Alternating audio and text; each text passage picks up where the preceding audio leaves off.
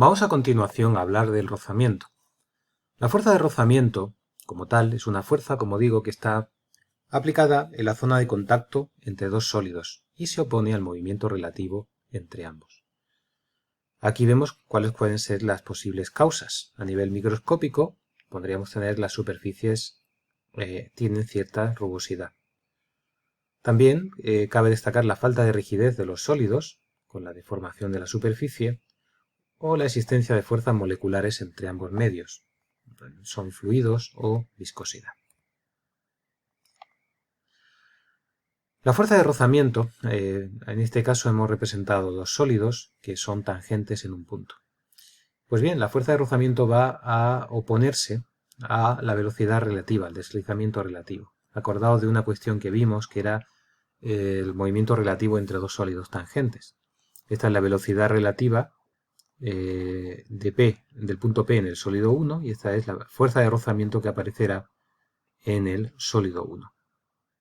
Y en el fuerza de rozamiento, procedente del sólido 1. Aquí tenemos los dos sólidos, ¿vale? Y para el sólido inferior, la velocidad relativa de P en el sólido 2, este sólido 2 avanza, ¿vale? La fuerza de rozamiento se opone a esa velocidad relativa.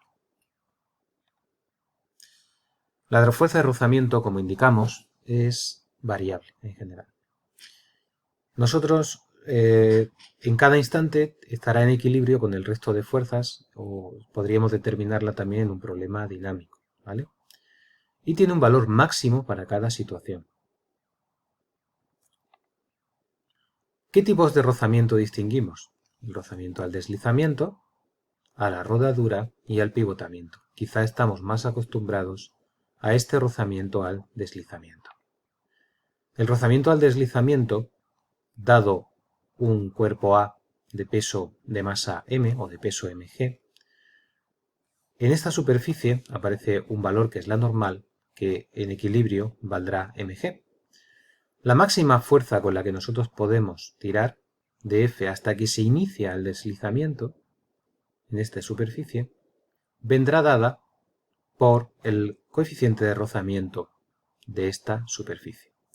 En el instante en el que se inicia justo la superficie, esta fuerza de rozamiento es tal que la fuerza de rozamiento entre la normal forman un ángulo que se llama, este ángulo va a ser φ, y la fuerza de rozamiento entre la normal es tangente de φ, o lo que se llama coeficiente de rozamiento estático.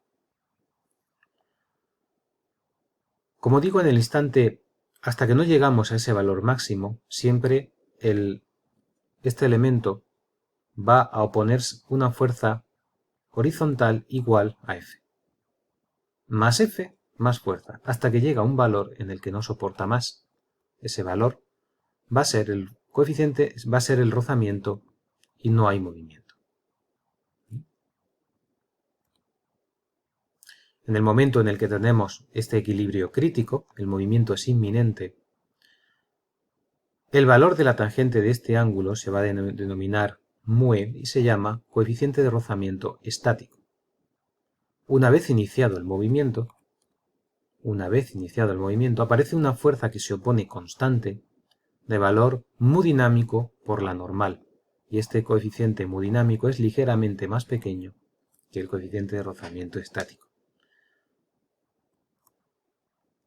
El rozamiento al deslizamiento, aquí os recopilamos tres ideas. Por una parte, este coeficiente es independiente del área de contacto y depende exclusivamente de los materiales y su acabado superficial.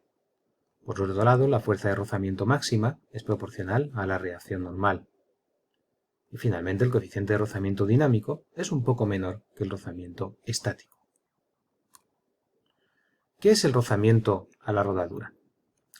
El rozamiento a la rodadura es la dificultad que opone un sólido como este a rodar.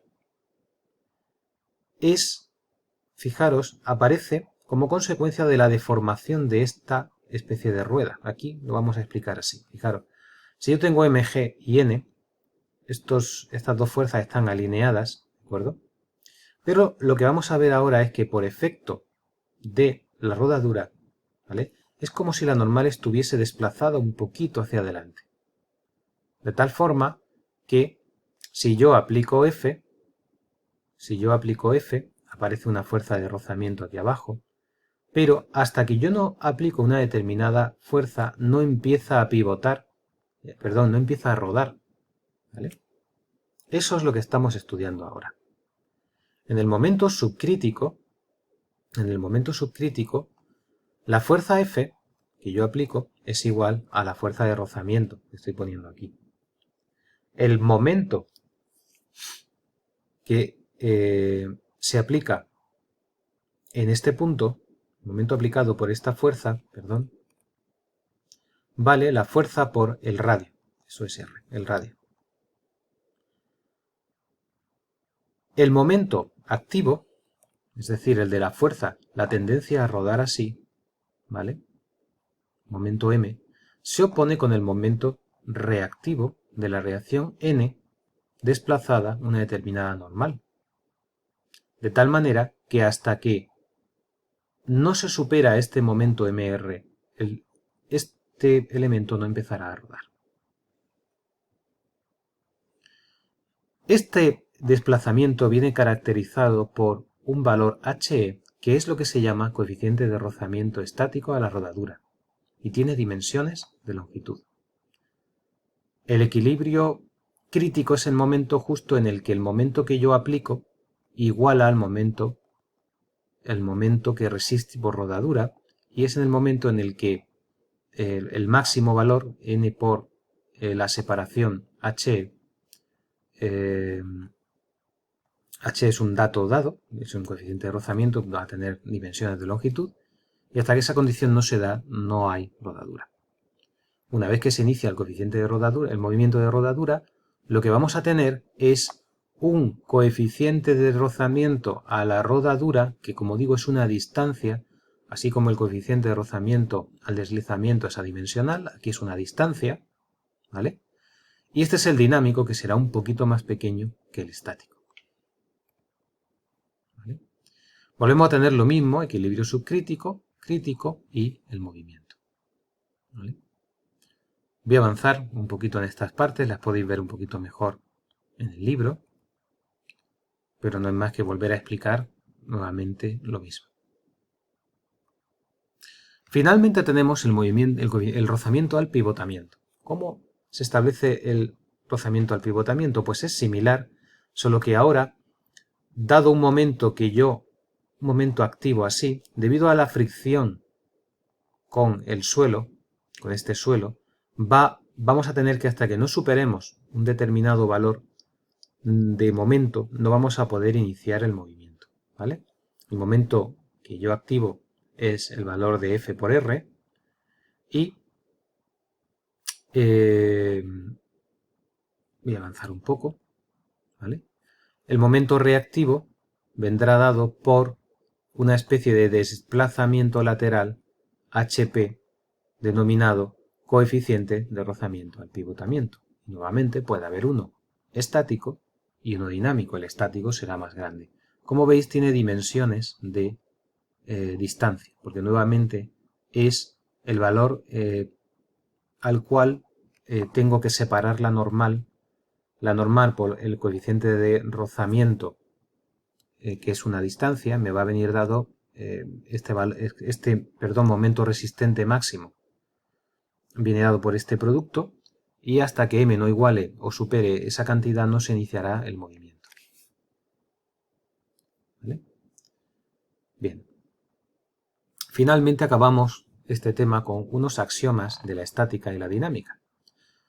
Estos axiomas son simplemente principios de los cuales partimos y como todo axioma no se demuestra.